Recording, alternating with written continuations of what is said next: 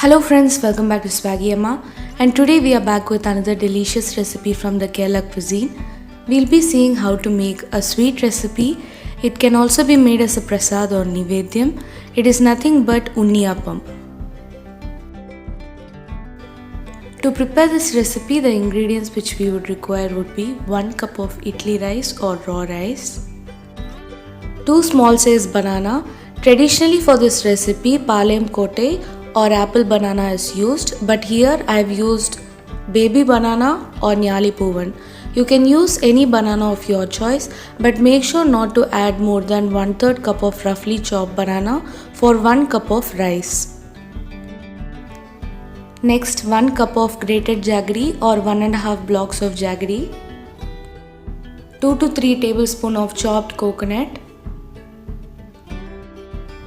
half teaspoon of baking soda, half teaspoon of elaichi powder or cardamom powder, and a pinch of salt. To begin with, wash and soak the idli rice or raw rice for minimum 2 to 3 hours before further use. Next, take a thick bottom kadai and into that add 1/3 cup of water, and once the water is hot enough, transfer the jaggery into it and crush the jaggery and allow it to melt.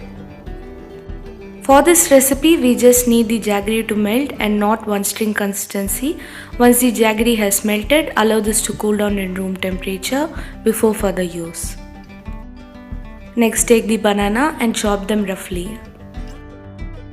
Now our soaked rice is ready. We can also see how the jaggery syrup has become thick after cooling down.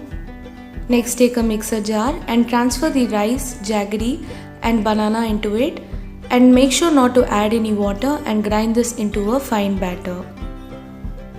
Make sure that your batter is not too watery and is of the consistency as shown in the video.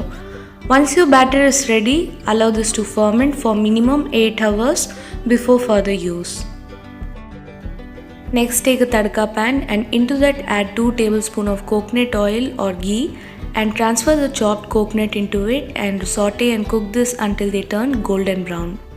Once you have allowed the batter to rest for minimum 8 hours, right before preparing the unniyappam, add the salt, elaichi powder or cardamom powder, baking soda and the ghee roasted coconut pieces and give your batter a good mix.